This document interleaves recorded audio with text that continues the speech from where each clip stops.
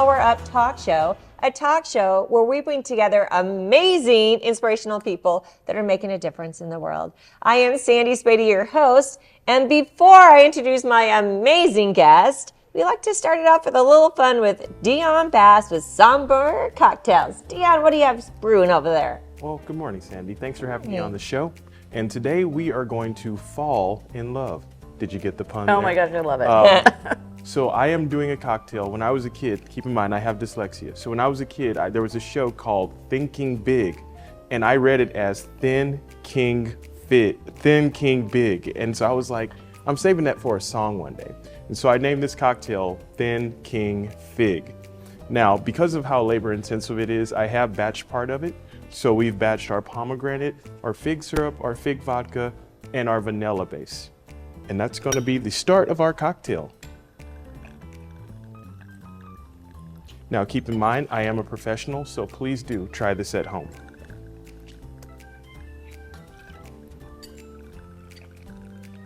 And then after we add our batch, we are going to add our lemon juice and a small dose of fee foam. Now fee foam actually replaces egg white as a texture maker. So we just add a few dashes. All right. Now that we have that done, we're going to give our cocktails a little shake.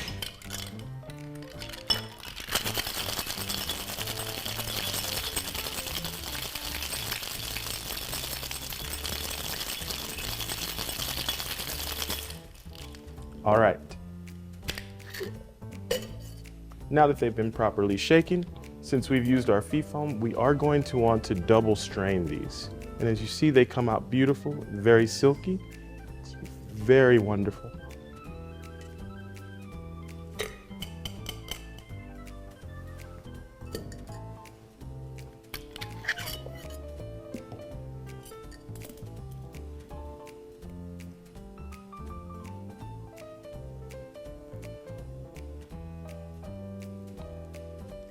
Awesome. And there we have it, our Thin King Fig cocktails. Have a wonderful fall, Sandy. Thanks, Dion. You're welcome.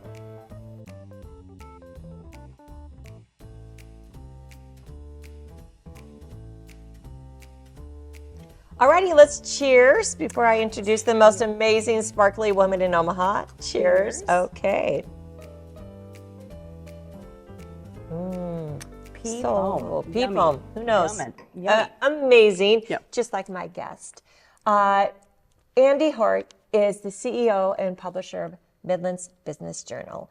And we have so much incredible things to talk about today. Besides her beautiful light with her sparkles of her visors, her spirit and her heart is what really people see. And so, welcome, Andee. Thank you. Thank you. I think we've been trying to do this for a bit. Yes. And today's the perfect day. Perfect day. Perfect day for it. And she's usually interviewing. She started a Metro TV program for nonprofits in 2018. And so now she is sitting on the other side of the couch. I'm on the other side of the couch. And this is so great. So great. So, yeah. Okay, well, let's begin. Let's so do much it. to talk about. It's going to fly. Okay, let's talk about the 5K 50 years. That you started your 5K journey when you turned 50. I think 50 is I know 50 was a big one for me. Changed my whole life, actually. Yes, and then you became the CEO and publisher of your father's business. Yes. During the pandemic. Yes. After he passed in 2019. And now in 2025, Midland's Business Journal celebrates 50 years. Yes. 50-year anniversary. How did that personal transformation you began at 50 prepare you to lead during one of the most challenging times of media companies? I will tell you. So I'll first start. So when I turned 50 back in 2016, oh my gosh, I will be 60 next year. So I mean, it's crazy that was almost 10 years ago.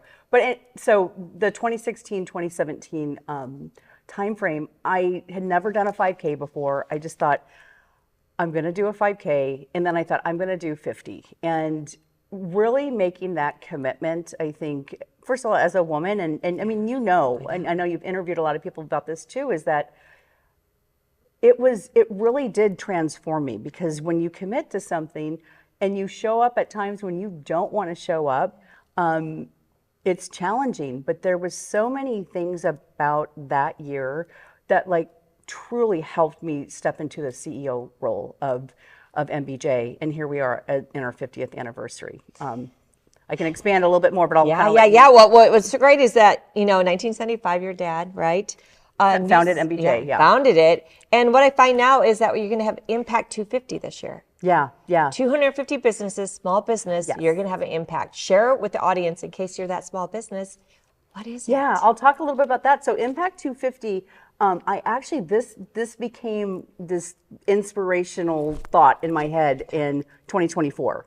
And knowing that we're going into our 50th year, I wanted to really look at the small business community, because back in 1975, when my father founded Midland's Business Journal, one of the reasons was to share stories about small businesses. And I'll tell you, back in 1975, there were no small business publications. There were publications talking about that community. And a side story, prior to him starting MBJ, he was sitting around in the Omaha Press Club with a bunch of guys.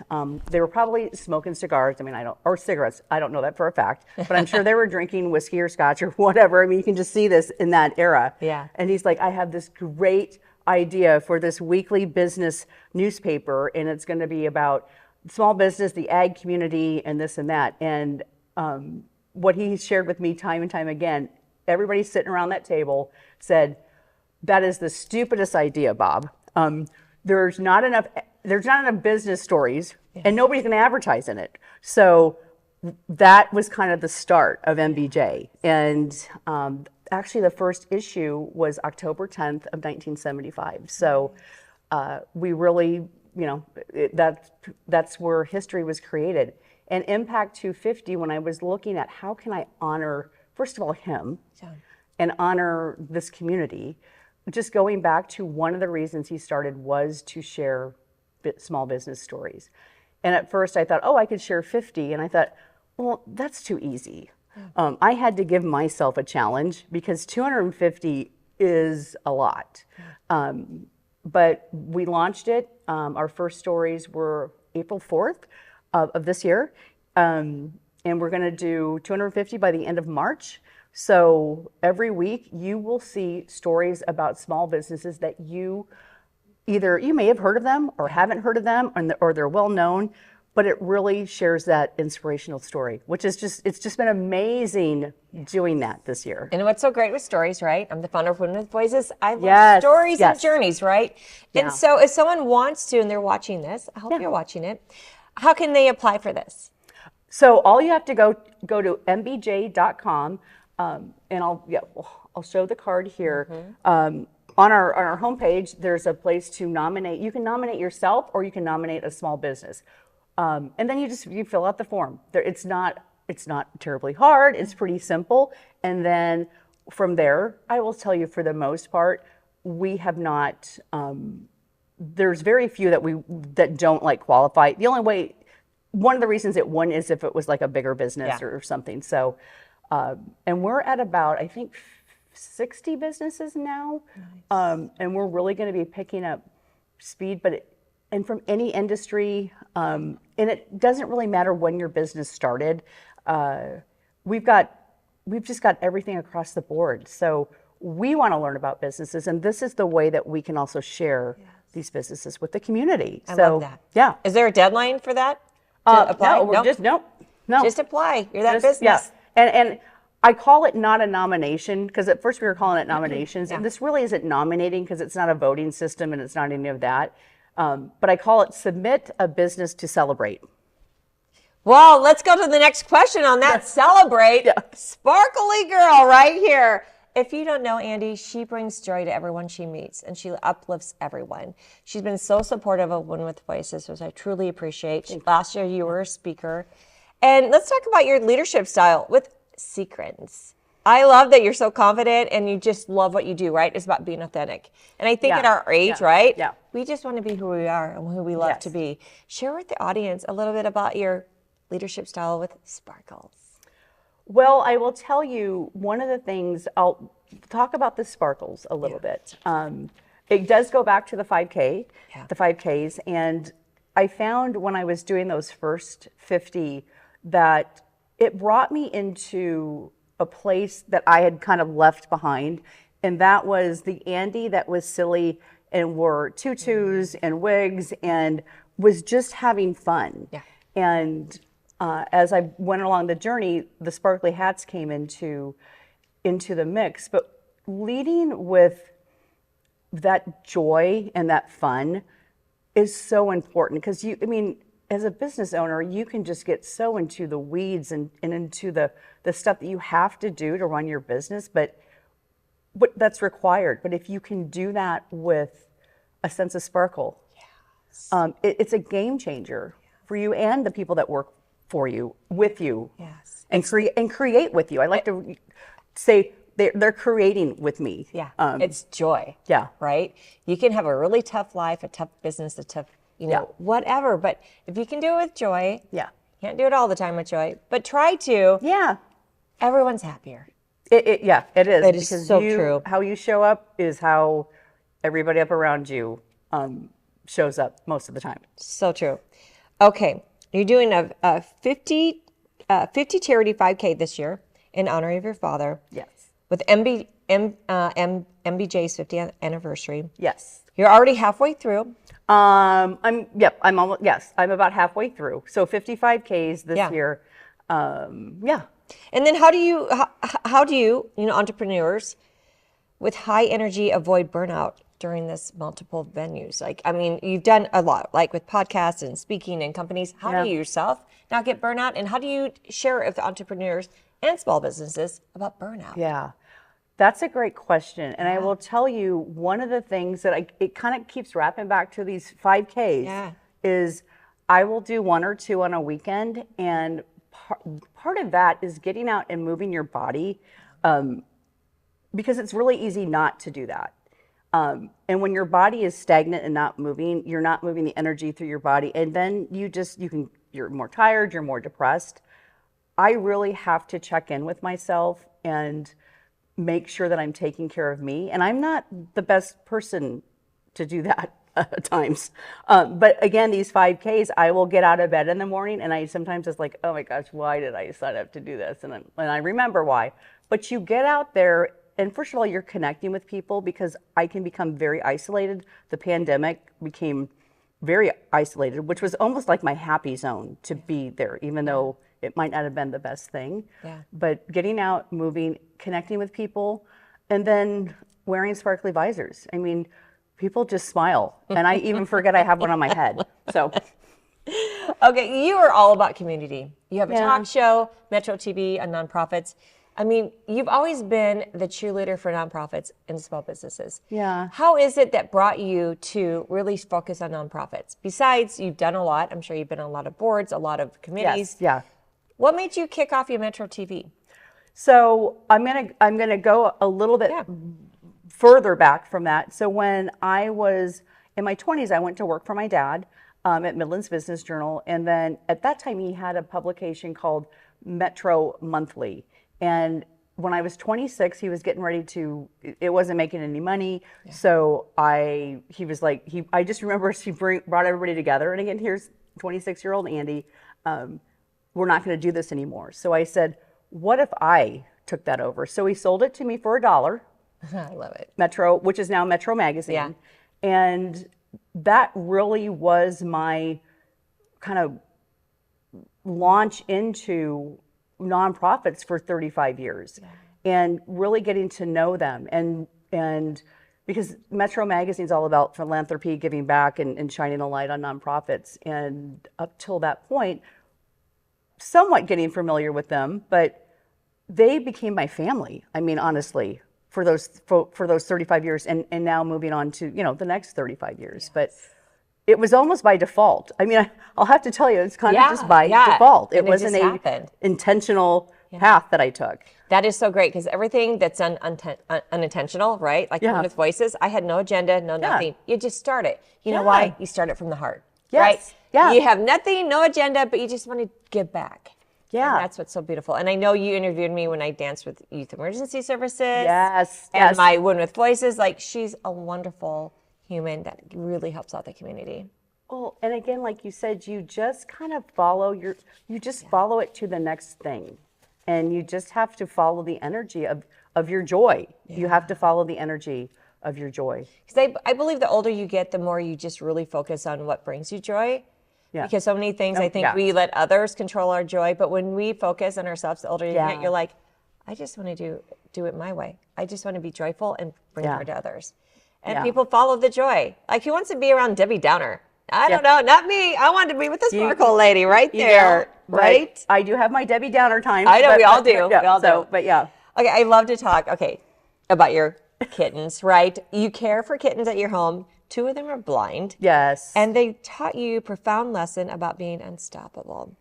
What have these animals shown you about like resilience and thriving, and how do you apply these lessons in business? Well, I will talk about my kitties till the kitties come home. There you go. Not till the cows. I mean, speaking of nonprofits, one of my charities that I love, Nebraska Humane Society, Midlands Humane Society, which nonprofits that have an animal, because animals truly are here to bring us joy. Absolutely. And if we allow them to, they will do that. But these kitties, 2 of them are blind, and it's so funny. They do not know they're blind. They were adopted, both of them, at different times, just shortly after they had their eyes removed. And I just watch them. They are just, and I have 2 girls and 2 boys. So the 2 girls are the blind kitties. They are unstoppable. They run around. If they run into something, they'll just turn the other way, and I can kind of maybe tell their head hurts a little bit, and I'm like, okay. But even they jump off of furniture. When you watch animals just be themselves and these beautiful souls that they truly can teach us so much. And I'm just like, wow, Lizzie, Sunny, Sunshine, those are their names. You guys are amazing. I love that. I'm a dog person too, but I do love cats. My daughter has a cat, Cubby. No. But animals do bring joy, and they are just, God's gift to us, right? They truly give us are. animals. And I always say, if you don't like my dog or animals, well, I don't know if you're in my circle. I don't know. Yeah, Tough. yeah, I'm just kidding. I don't know. Maybe not. Yeah. Okay, so your story started local in Omaha, but now you're speaking to a global audience. Yeah. What advice do you have for entrepreneurs who want to scale their impact beyond their local market and while staying true to their community roots? Yeah. That has been a journey in itself. And the journey does not stop. So it's not like there's a start and a start time and an end time. But really, you just have to keep pushing. And if you run up against a wall, keep pushing. And again, a global audience, first of all, it's so easy to have a global audience now, or have people that are not in your community. Because our messages, I think, are meant to go out to the world. I mean, look at what you're doing and how your message reaches, starting here, but it's reaching the world. And I think I'll speak to women that it's just so important for us to do that. And you have to, again, have conversations with people like you and I, sit down and have coffee and reach out to your community to see where you can go with that. And just don't ever stop. I mean, when you stop, then you become unstoppable. Yeah. That was our Truly. theme last year for the summit, Unstoppable. Oh my gosh, yeah. Right? Yeah, it was so great. So, you lift so many people up. You inspire so many people. Who lifts you up when you're having like a really crazy day? We know the cats, right? The cats are truly my my cats truly ground me and oftentimes keep me here. But I have great friends. Yeah. I have great friends. Do you want me to name them? I don't have to. No, you don't have to. Okay, all right. No, great friends and animals once again. I would say, animals. And Yeah. also, I will tell you, Sandy, being out in nature is so important. Yeah. And, I have some rituals. Putting my bare feet in the grass is something that truly connects me to the earth and to God. And, it's so important that I do that at least once a day. I even have grounding. I mean, I sleep on a grounding mat, everyone. So, Wow, that's cool. I mean, because I just understand that connection and that energy to the earth is really important. And also to get some sun, you know, there's some things that you can do that are free. Putting your feet in the grass and getting some sunshine on your body, you know, for just a little bit, couple minutes. All right, let's talk about if you had all the time in the world, because Okay. time is everything. What's one place you would travel to and why? Oh, wow. I love this planet. There are so many amazing places to go. What a gift this planet is for us. That's a challenging question. And I've done I love the mountains, and I also love the ocean. Done some research on Bali. I was actually going to go there this year, and then it just didn't work out. That's a place. But if you put me in the mountains, and let's say, just say Alaska. But I had a friend that just got back from Norway, and she's like, you would not believe Norway. Wow. And she was talking to me about Norway and the people there, and getting yourself maybe, if you can, out of the United States and go visit, you know, faraway places.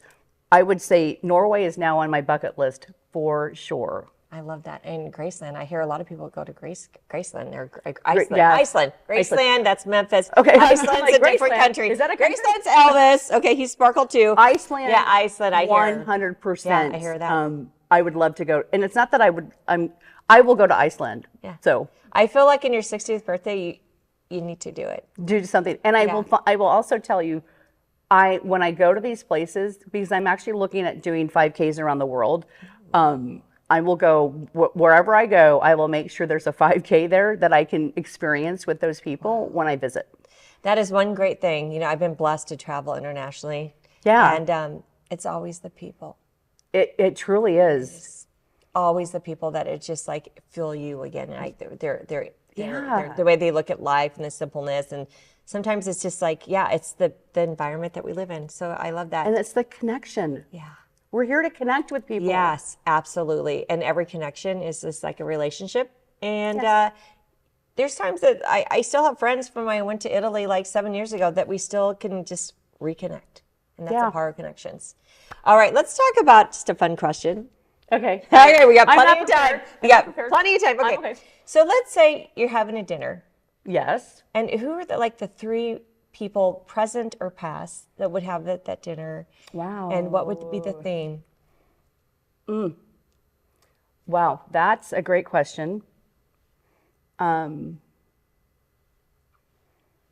don't want to overthink this. I would love to have. I would love to have a dinner party with 20 game-changing women from around the world. And I'm not quite sure who would be. I mean, I think a lot of people sometimes say Oprah and this and that, but women that you wouldn't even know about. I would love to just sit down with women that are doing amazing things in their communities from all walks of life, all around the world, that you just wouldn't know about. That to me, I mean, my whole body just like vibrates. Me too. I never even thought about that question. I need to make that happen. Put it out there, right? Yeah, that you just wouldn't even. The ones that aren't doing it for the glory and the fame, and doing you it don't because know them. Because I would like to take women with voices to other cities and states and countries. Would that be great? Yes. But it's like going to that community and say, what's the woman that's making the difference right here? Yeah. You know, you can't Google her, you can't find her, but she's right here doing great things. Yeah. Oh, goosebumps for that too. Yeah, totally. I love that. That doesn't really answer the question, but that's my answer. No, I love it. I love it. I think that's out there now. Yeah. Okay, let's do it.